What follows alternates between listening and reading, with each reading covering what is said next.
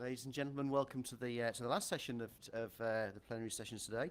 I've got two guys here who I do know actually. One of them I've worked with closely for quite a few years.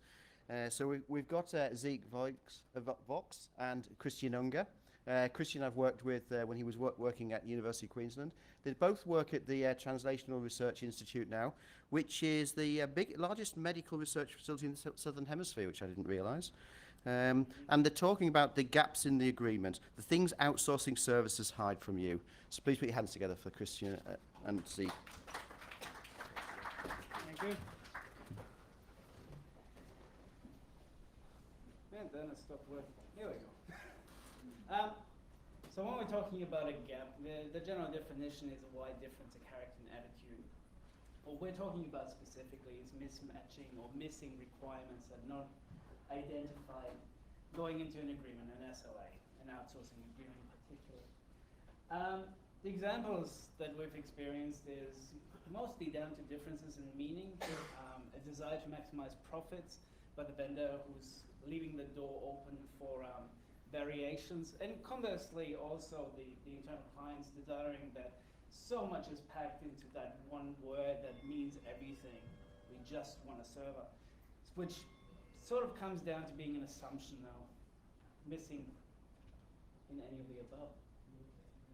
So the impact internally, if you have a internal software development part in your organization and your comms and marketing team are outsourcing to them, you have a relationship there, so it's a level of outsourcing, and it can be quite minor to major depending on how good your communication is. Basically everything that we talk about with external. But external can be much more complicated because of the scope and the parameters that are set in contract.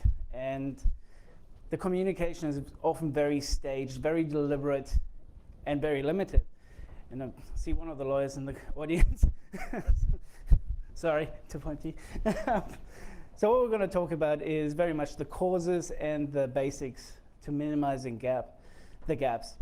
The experiences, or one experience from a complex arrangement, which Zeke is going to talk about, and then a couple of contrived examples to frame the lessons that we've learned. And lastly, a couple of considerations for migrating services. The central thesis is that there will always be gaps, and the task is to minimize their numbers and plan for dealing with their impact. As we were finishing this off, it occurred to me that having overlaps is also potentially problematic, but we left it out, and depending on how we go with time, that'll be a mistake or not. So this is your basic known knowns, known unknowns, unknown, etc. Over the life, you have what you know, the vendor has what they know. Over the life of any engagement, any project, those knowns will change. And going into some engagements, some of the knowns will never have been. You'll go and, oh, we used to be able to do that, but it probably never was true. And irrespective of what you have and what you want, they'll definitely be communicated poorly at some stage. The other thing, and I use the word you a lot, and it's not an atomic term. It's your organization, it's your department, it's the people within there. You is very broad. Similarly, the vendors are not atomic. So the requirements and services may evolve, and this may transition between the parties inside the party, if you like. The influences may be changing needs, especially internally, if your requirements increase, decrease. And externally, could be a broad industry direction, or the partner that you're working with deciding that they're going to go out of a particular service. In short, over time, the unknowns will increase. So to fight that trend, and for whatever reason this occurred to me, the Johari window, which is all about how people know themselves and how they communicate with people, and of human interaction by Joseph Luft. It's quite old, 1969. And it's all about how you interact with other people and how you learn about yourself, how they learn about you, what they already know about you, what neither you or they know about themselves. And the same thing applies between you and the others, being the vendors, in your project. So what you want to do is tell the things you know about yourself, your requirements, your goals, your hopes and dreams, to a potential vendor. And similarly, the vendor will will tell you, or you should ask the vendor about themselves, how their capabilities and qualities will help. Now, the hopes and dreams, was maybe a little bit of a tried joke, but clearly fell flat. But we're talking about how your statements expand. So you've got your requirements about functions, how that relates to a project, and possibly how that relates to your mission, which is the hopes and dreams for your company.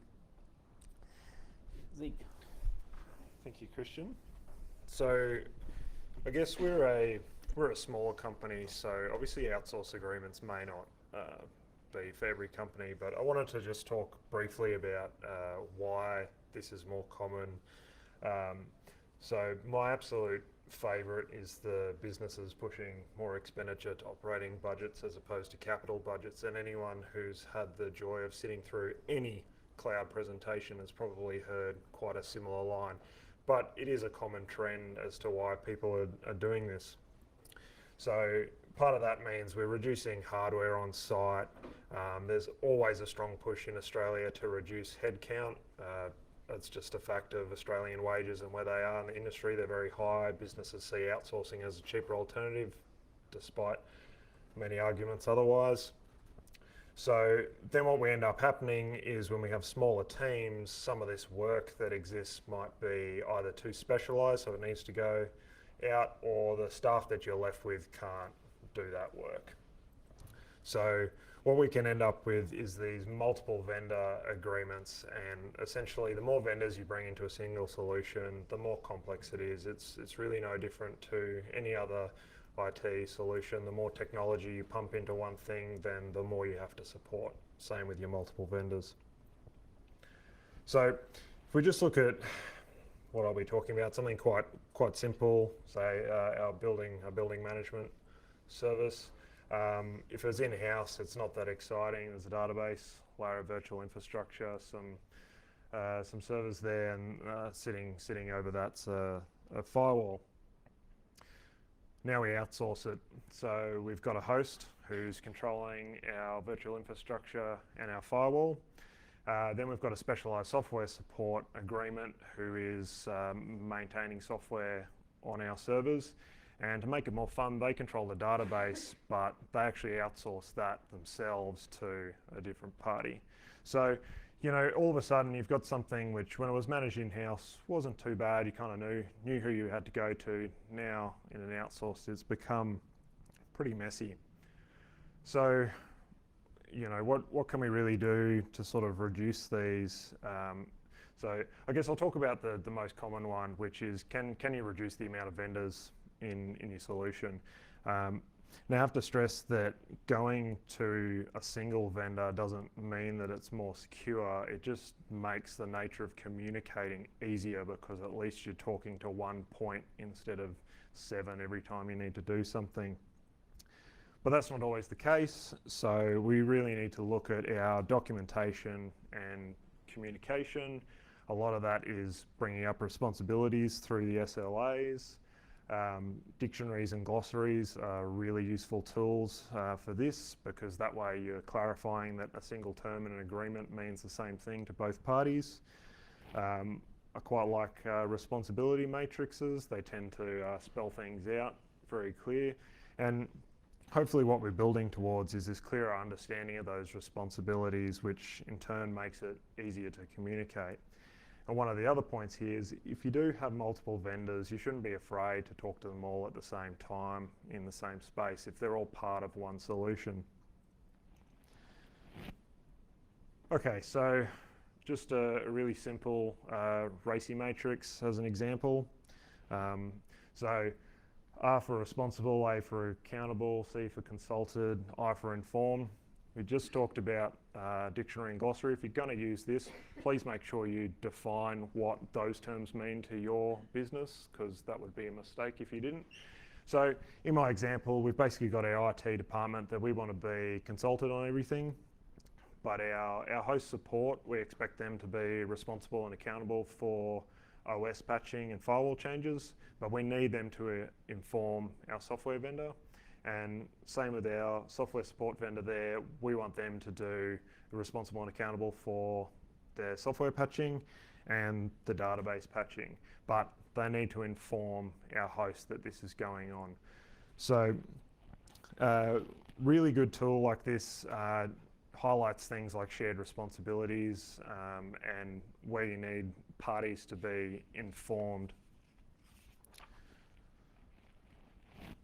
Okay, so if we look at our outsourced system, this is a bad example of where you can have problems. So we've got our functional software support, we've got our host support. They don't communicate between each other. They always come back through us as a relayed point.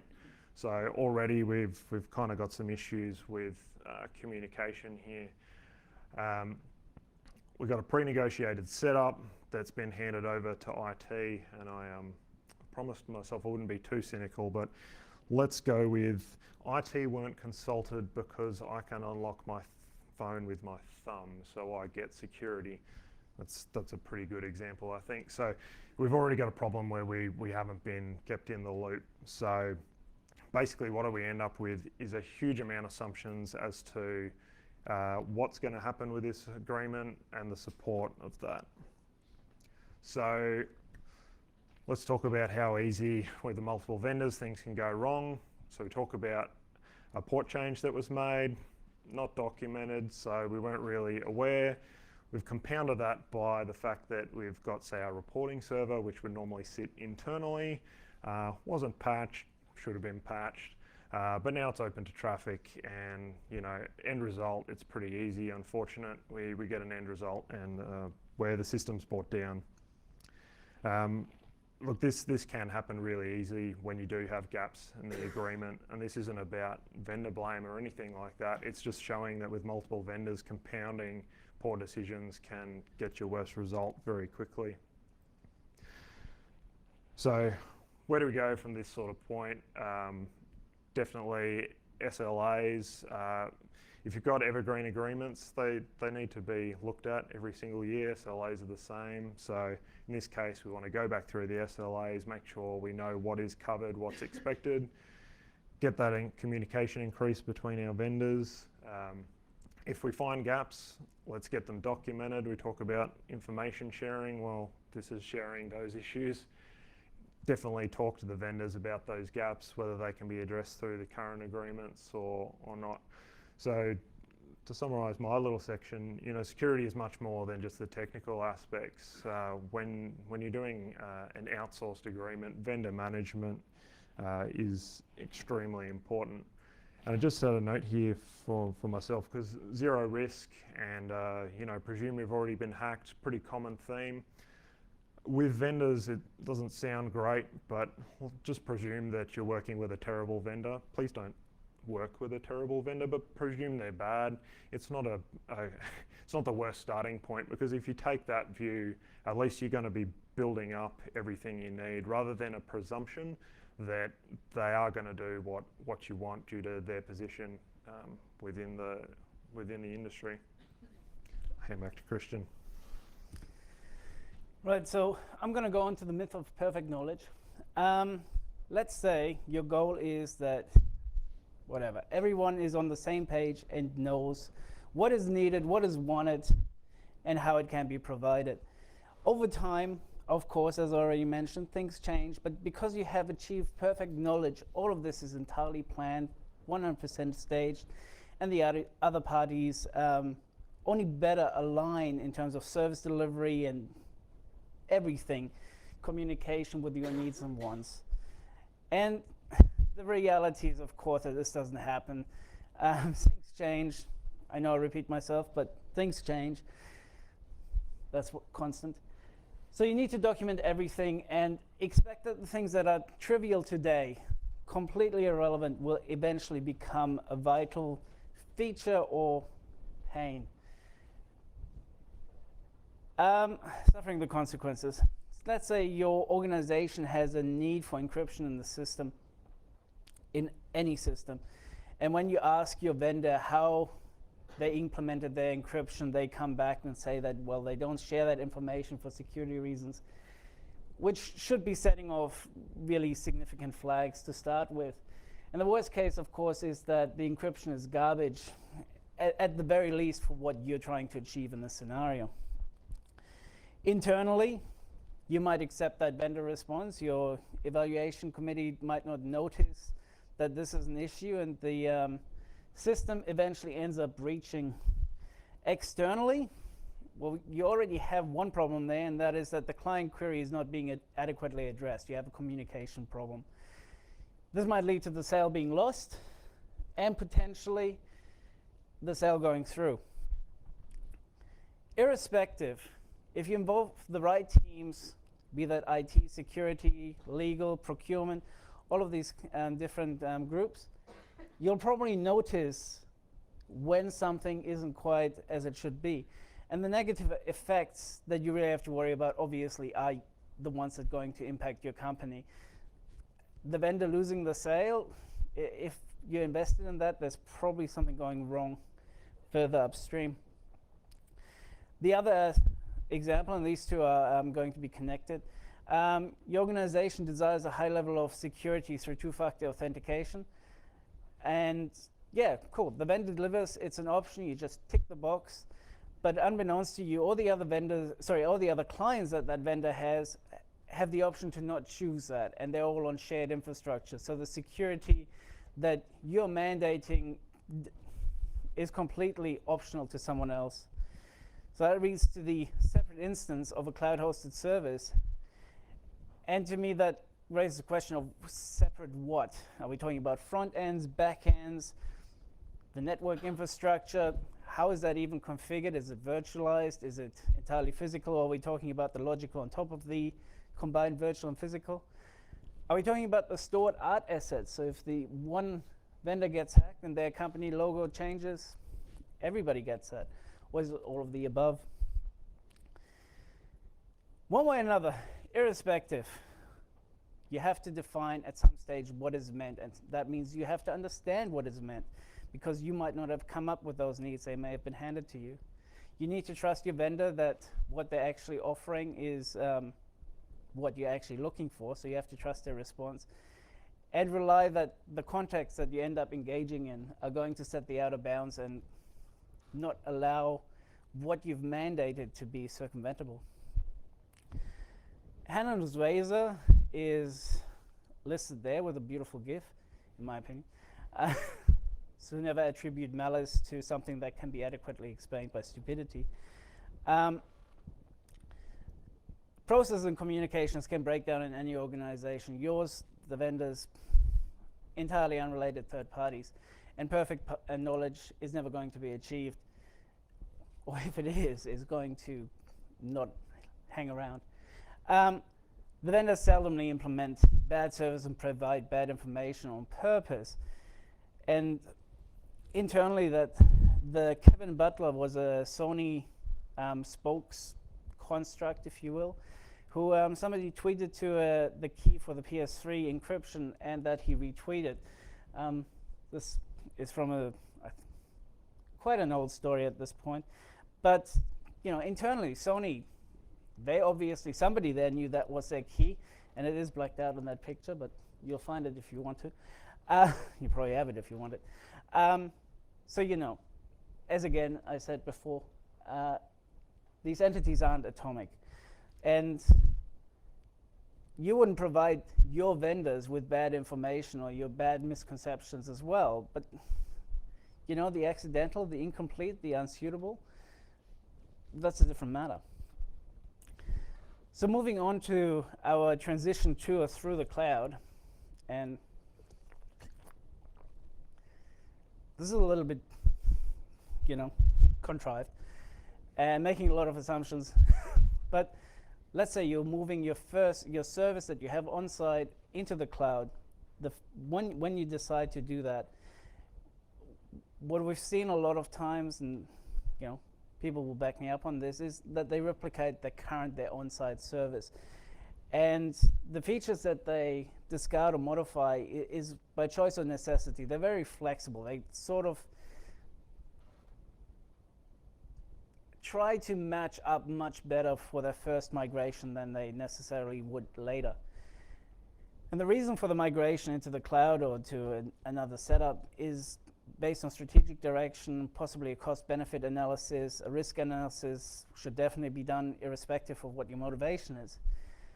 But when you do your second migration, this becomes so much more complicated because suddenly you have all these additional pressures. So time, cost, lost skills, and the reason I've got lost skills is we were outsourcing a service to a vendor, and they decided that they weren't going to do it anymore. Was no money in it. They fired their team. It was going away, so we had to move. So the focus on features is much more complex because you now have all the lessons that you've learned from your first cloud experience. You've got probably some new needs that have arisen since you first went live. Then you had the scale back needs that you eliminated in your first migration or previous migration. You have the things that always worked, your old wants, and then your old needs, the things that actually, this is the service that you as a technical person understand. So the refined requirements affect the cost. If you have a lot of requirements, a lot of features, it's likely to raise them, whereas conversely, if you go to the bare bones, it's going to be cheaper. And as mentioned in the contrived example, if you have flexibility in your feature and you say that two-factor authentication that's currently mandatory, want that optional, that can leak to others, and that can be for good feature as well. So, yeah. And one final thing on that, in that migration, choosing a vendor, is that you don't want your current limitations, the things that you're currently constrained by, to set your expectations for the new vendor. So a couple of more considerations. This follows much the same theme. When you prepare to migrate your services, you should be reassessing your services, not just picking them up and transferring them. Your first migration is likely to have been that, but at this point in time, with the maturity of the cloud, you probably learned some lessons from that. So given that, there's a level of satisficing that comes with any migration to another service where you just have to accept that, yeah, it's not going to work quite that way, so you make some changes. The other aspect of that is you should be assessing your service and doing that investigation before you're moving, not whilst you're moving. You don't want to go, all right, we're going to go live in 3 weeks' time. Incidentally, that thing doesn't work anymore. And so we're going to have to work around that. You want that before you choose where you're going to host it. Even if you've changed nothing, the inputs and the outputs are the same, and that's what probably most of the clients will consider the service. If the platform changes, there has been a change. And being that this is AusCERT, I figured I should probably mention that a security AusCERT at that point would be advisable, or at least considered to do one, just solely because, actually don't do it, because then you can come back next year and tell everybody about it. Yes, so finally, cloud service generally reduce your level of control. So plan for how your incident is going to be managed, and if you're going to rely on a stacked service, say you're getting a platform as a service from one vendor who's hosting on an infrastructure as a service from another vendor, it doesn't matter if one vendor is certified and their data is secure. If the second vendor does not retain those controls forward, you're going to have a problem at some point, or potentially anyway. Lastly, time and the perception of progress. Douglas Hofstadter, it always takes longer than you expect, even when you take Hofstadter's law into account. It's extremely difficult to progress any project. I'm sure there's not going to be much disagreement on that. But things may drop off the radar, especially if you're under pressure to show things are moving forward. And as you progress, the requirements from week 1 are going to become an issue in week 6. And if you have a long-running procurement, this only gets worse. So you need to avoid trusting the statements that the vendors have made, especially when you then get a contract back and says everything before is void, but you're right, because it needs to be in the contract. You need to communicate your progress and concerns to stakeholders, especially under the time pressure aspect that I've already mentioned. And ideally have a framework, a procurement framework, a project management framework that you're working within, so things don't fall off the end and your check-in points are preset. That takes us to our conclusion, and that is communication and documentation is the key, and like so many IT presentations, documentation and communication is the key. So the minimization of the communication intersect points that Zeke talked about between parties is beneficial. Ensuring that the same vocabulary is used, so glossaries and dictionaries. Creating the responsibility matrix and documenting the limitations and assumptions, both of the vendor and yourself. That system redesign, that evaluation of what you actually need together with the responsibility matrix is really good at highlighting the gaps and the overlaps and then working forward to address them. And security and service delivery are balancing acts. So one thing, I think one of the keynotes this morning mentioned this, if things just keep working and you manage to avoid the incidences and things going kaboom, people are going to go, yeah, it's cool, it's all in hand. But the reality is, you know, it's like a duck on water. It's a lot of action under the water. So involving all the stakeholders and checking the agreements with the legal team is a thing that, you know, has become my mantra. And seeking, I have no idea what that last point means. And I wrote it. Oh, right, yes. Yeah, so what were we talking about? I'll conclude that point, shall I, Christian? Thank you. Yes, please. So I guess what we're talking about is, you know, we come from a smaller company.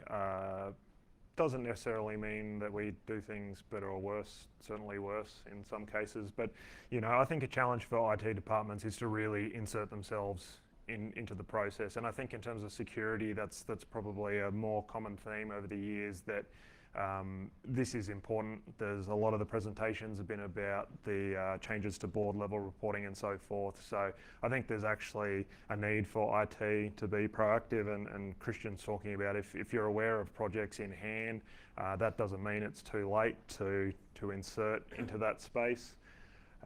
So definitely get out there and do it. Just one last thing on agreements, because I'm sure our legal counsel would be horribly disappointed if I didn't mention it. You know, agreements for the company are there to protect you, but at the same time, they let you work better with the vendors because they clear the air. And that's the same reason that vendors have their SLAs, but just keep in mind that all those agreements, they should be in place to principally protect yourself. It's not about protecting the vendor, and if a vendor can't work on your terms, probably need to look around. Don't change the agreement. Thanks, guys. Any questions?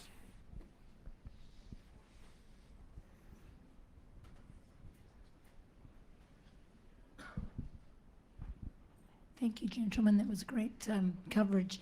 I'm just wondering about the data. Sorry about my voice, not feeling the best. About the data, you didn't touch upon any data concerns that there might be going forward into the cloud, say, first time. That seemed pretty simple. You've just got a whole bunch of stuff and it's going across somewhere. That data is your property, as are the relationships between that data. If you want to then shift for whatever reason, if your provider goes down or you need to go somewhere else for whatever reason, how are you handling the data in your contract? Because that's the major component. So I suppose we definitely have issues with that. We're in healthcare, so our data has additional requirements beyond that. So straight up, it rules out a huge amount of vendors. So our pool's cut down straight out. But that should, you know, come from, you need to have good requirements analysis for that. And I think, I guess you as a business really need to work on knowing the data. We still need to do that with some of the complications with our business model. It is really hard, and getting vendors on board with that is difficult as well. I think we face limitations with certain things. We would like to move to the cloud, and based on how they can host our data and secure it, we can't. That's a healthcare challenge. It is tough, and I would hope other businesses take that same strong outlook on their own data, because it is very important. Another aspect to that is, in a lot of the services being hosted, there will be a clause that if you terminate the agreement within a certain amount of time, the data will be gone from their systems. So if you consider Office 365, for example, there's a clause. I don't know what the duration is, but if you decide to go out of that system, your data will eventually disappear out of there. Any more questions? Okay, would you say a big thank you to Zeke and to Christian for the last talk? Thank you. Thanks.